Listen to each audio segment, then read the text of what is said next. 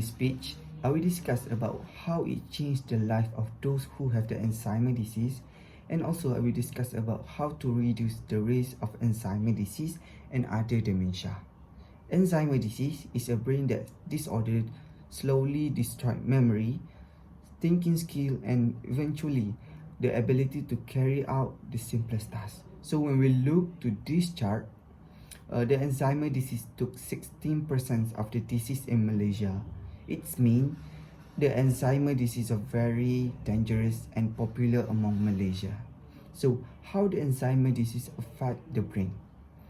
This disease affect the people by change the shape of the brain.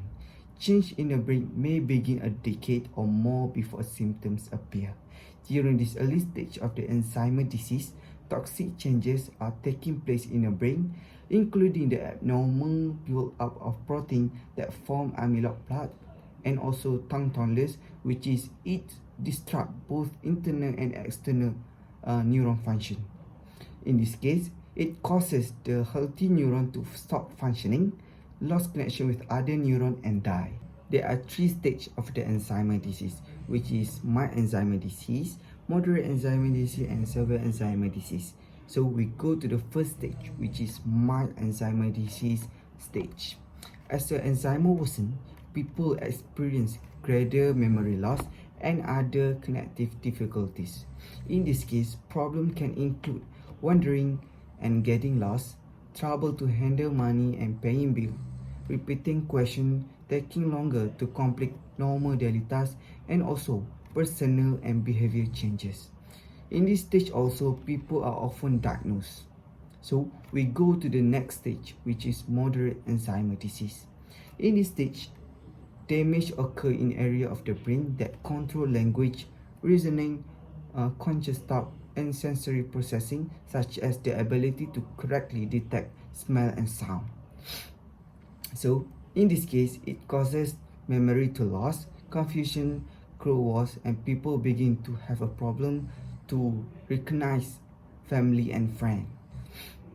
They also may be unable to learn a new thing, carry out multi-step tasks like stress or cope with new situation. In addition, people in this stage maybe have the hallucination, delusion, and paranoia. We go to the last stage of the Alzheimer's disease, which is severe Alzheimer's stage.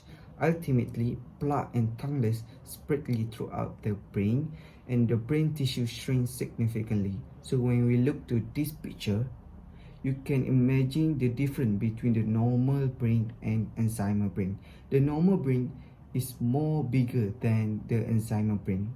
So the people with severe Alzheimer's cannot communicate and completely dependent on others for their care. Near the end of their life, the persons may be in the bed most or all of the time as the body shut down.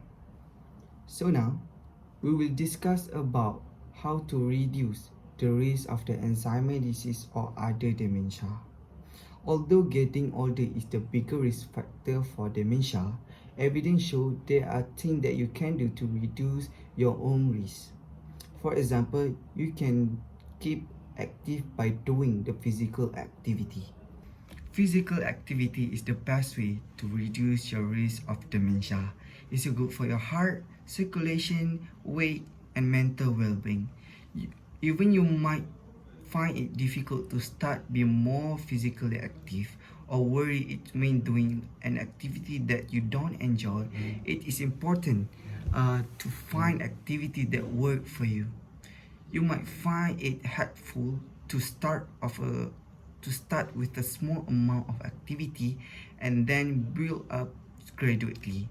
So there are two main types of the physical activity, which is aerobic activity and strength building activity. Each type activity will keep you fit in different way. So when you do this activity, it will help you to reduce your dementia.